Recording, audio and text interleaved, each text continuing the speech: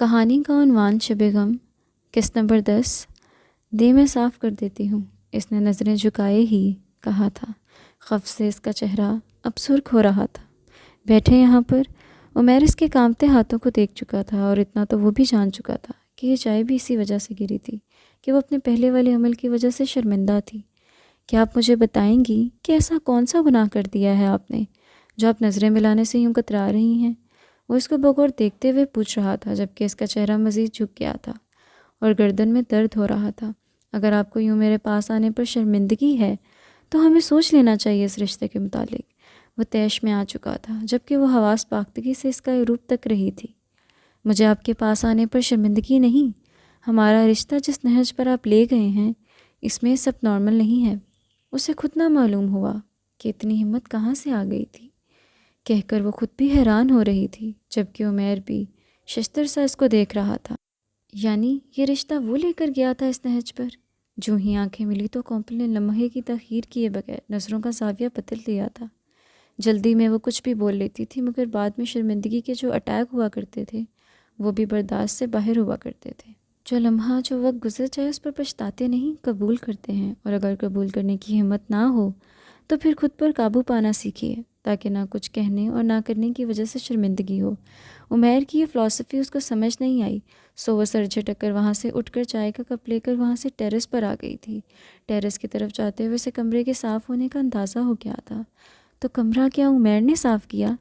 Terrace پر آتے ہی اسے پہلا خیال یہی آیا تھا، کیونکہ اسے اچھی طرح یاد تھا کہ جب وہ کمرے سے گئی تو وہ اس کی خاص مہربانی کی وجہ سے بہت بکھرا ہوا تھا، مگر اب ایک ایک چیز اپنی جگہ پر تھی، اور رکھنے والی کی نفاست منہ بولتا ثبوت تھے۔ اف، کیا ساری شرمندگی مجھے آج ہی اٹھا لینی ہے؟ سارے الٹے کام آج ہی ہو جانے ہیں؟ آئندہ کچھ بھی ہو جائے میں خود پر ضبط نہیں کھوؤں گی۔ شرمندگی کی وجہ سے اسے اب خود پر شدید غصہ آ رہا تھا۔ اگلے دن وہ آفس نہیں گیا تھا کیونکہ تھکاوٹ کی وجہ سے اس کو حرارت محسوس ہو رہی تھی۔ اسے کومپل کی والدہ کی کال آئی تھی کہ وہ اور کومپل رات کا کھانا وہاں پر ہی کھائیں۔ وہ شادی کے بعد ان کے گھر نہیں گیا تھا، سو اس کو انکار کرنا مناسب نہیں لگ رہا تھا، سو حامی بھر لی تھی، ورنہ تھکاوٹ کی وجہ سے اس کا بالکل بھی من نہیں کر رہا تھا۔ بخار نہ ہوتا تو وہ بخوشی چلا جاتا۔ کومپل کو علم تھا کہ اس کی طبیعت ناساز ہے، سو اس نے سہولت سے امی کو انکار کر دیا اور 2-3 دن بعد آنے کا وعدہ کر لیا تھا۔ یہ رہا آپ کے لیے سوپ بھائی۔ مشائم کمرے میں آئی تو اس کے ہاتھ میں سوپ کا پیالہ تھا۔ کس نے بنایا؟ عمیر نے ایک گھونٹ بھرتے ہوئے اس کو دیکھا تھا۔ امی جان گھر پر نہیں ہے تو ظاہر ہے پھر آپ کی زوجہ محترمہ نے۔ عمیر کے دل کو سن کر یک کونا سکون ملا تھا۔ ہاں، یہی وہ سننا چاہتا تھا۔ کیا ہوا؟ اچھا نہیں بنا؟ اس کو خاموش دیکھ کر مشائم نے آبرو اچکائے۔ نہیں نہیں، اچھا بنا ہے۔ تمہاری بھابھی نے جانا نہیں میکے کیا؟ او ہاں، میں بھیجتی ہوں ان کو کمرے میں، وہ کہہ کر جاتی جاتی پلٹی۔ مگر بھائی آپ کو تو بخار ہے، کیسے جائیں گے؟ فیلنگ بیٹر، ایسے انکار کرنا اچھا نہیں لگتا، اتنی چاہت سے کہا انہوں نے۔ اس نے سوپ سے لطف اندوز ہوتے ہوئے جواب دیا تھا۔ یہ بھی ہے، گیٹ ویل سون، وہ کہہ کر باہر چلی گئی، جبکہ عمیر کسی گہری سوچ میں گم تھا، اور سوچوں کا تسلسل تب ٹوٹا جب وہ اپسرا کمرے میں آئی۔ کب جانا ہے؟ عمیر نے اس کو دیکھتے ہوئے سوال کیا۔ کہاں؟ لگ رہا تھا کہ وہ جان بوجھ کر انجان بن رہی تھی۔ میرے سسرال، اس نے کہہ کر اس کے تاثرات دیکھے۔ لفظ عام ہی صحیح مگر جذبات سے بھرپور تھے۔ وہ میں نے منع کر دیا۔ مگر کیوں؟ اس نے اجنبی سے اس کو دیکھا۔ آپ کی طبیعت ٹھیک نہیں تھی، سو اس نے راستہ بات ادھوری چھوڑ دی۔ کیا آپ نے یہ کہہ دیا ان سے؟ کیا سوچیں گے وہ لوگ کہ پہلی بار کہا تو میں نے ان کے سامنے ہاں کہہ کر بعد میں تم سے انکار کروا دیا؟ وہ رائل بلو میں ملبوس خوبصورت سی دوشیزہ کو دیکھتے ہوئے برہم سا کہہ رہا تھا۔ ایسی سوچ نہیں ہے میرے گھر والوں کی، اور آپ کا نام نہیں لیا میں نے، وہ سنجیدگی سے کہتے ہوئے الماری کی جانب بڑھ گئی۔ آپ ریسٹ کریں، تھکے ہوئے آئے ہیں۔ اس نے الماری میں سر دے کر مشورہ دیا۔ وہ چند ثانیوں سے دیکھتا رہا۔ اس مہربانی کی وجہ؟ عمیر پوچھے بنا نہ رہ سکا۔ ہر بات کے پیچھے ضروری نہیں کوئی مطلب چھپا ہو۔ وہ مطلوبہ لباس نکال کر ڈریسنگ روم کی طرف بڑھی، جب عمیر کی آواز کانوں سے ٹکرائی۔ جو زمانہ چل رہا ہے بن مطلب تو کوئی کچھ نہیں کرتا نا؟ وہ سن کر رکی اور پلٹ کر اس کی جانب دیکھا۔ آپ کی سوچ کو 21 توپوں کا سلام، اس نے ماتھے پر ہاتھ لے جا کر کہا۔ وعلیکم السلام، عمیر فوراً بولا۔ اتنے کنفیوز کیوں ہیں آپ؟ یوں پریشان مت ہوں، جو بھی الجھن ہے اس کو سوچ لیں، کس سے مشورہ مانگ لیں، افواقہ ہوگا۔ وہ کہہ کر چلی گئی تو عمیر نے کندھے اچکائے۔ الجھن تم ہو اور تمہیں ہی سوچتا ہوں، وہ کہہ نہ سکا، بس چہرے تک کمفرٹر اوڑھ لیا۔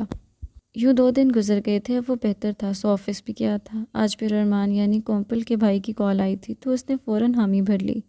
وہ ویسے بھی ان لوگوں سے شادی کے بعد کچھ زیادہ نہیں ملا تھا، سو وہ ان لوگوں سے ملنا بھی چاہتا تھا۔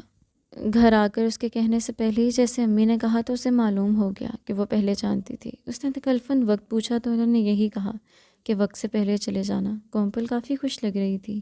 اکیلے وہ کئی بار گئی تھی مگر عمیر کے ساتھ جانے میں بات الگ تھی۔ زمرد رنگ کی لانگ شرٹ اور سفید کیپری میں ہلکے سے بناؤ سنگھار کے ساتھ زمرد رنگ کی لانگ شرٹ اور سفید کیپری میں ہلکے سے بناؤ سنگھار کے ساتھ وہ اتنی خوبصورت لگ رہی تھی کہ نظریں چرانا محال ہو رہا تھا۔ عمیر نے دانستہ دوبارہ اس کی جانب نہیں دیکھا تھا کیونکہ وہ اپنے دل کے بار بار بے ایمان ہونے کی وجہ سے بہت بے بس ہو رہا تھا اور کوفت کا شکار بھی ہو رہا تھا۔ گاڑی میں اس کی طرف نگاہ غلط بھی نہیں ڈالی تھی اور کومپل اندر تک جھلس گئی تھی۔ اس کے کہے بغیر ہی عمیر نے کچھ پھل اور کیک لے لیا تھا۔ کوئی رسم وغیرہ ہے آپ کے ہاں؟ میرا مطلب کچھ اور لے جانے کی۔ عمیر نے گاڑی میں پھل رکھتے ہوئے سوالیہ نگاہوں سے اس کو دیکھا تھا تو وہ چونکی۔ جی؟ وہ گہری سوچ میں گم تھی، سو اس کو معلوم نہیں ہوا تھا کہ عمیر نے کیا کہا تھا۔ کن خیالوں میں کھوئی رہتی ہیں؟ جب بھی پکارا جائے تو ایسے چونکتی ہیں جیسے… وہ سخت لہجے میں کہہ ہی نہیں رہا تھا بلکہ گھور بھی رہا تھا۔ اسے جتنا بات کو دہرانے سے چڑ محسوس ہوتی تھی اتنا ہی کومپل کو ہر بات بار بار 2 سے 3 بار بتانی پڑتی۔ دراصل میرے کانوں کو آپ کی پکار کی عادت نہیں ہے، اگر ہوتی تو میں یوں چونکتی نا۔ یوں کہنا زیادہ مناسب ہوگا کہ مجھے یقین نہیں آتا کہ آپ نے پکارا ہے۔ وہ حاضر جوابی سے کہتی اسے لاجواب کر گئی تھی اور عمیر خاموش ہو گیا تھا۔ اسے ویسے بھی اس کو ہرانے میں کوئی دلچسپی نہیں تھی۔ ڈرائیونگ سیٹ سنبھالتے ہوئے اس نے گاڑی سٹارٹ کر دی۔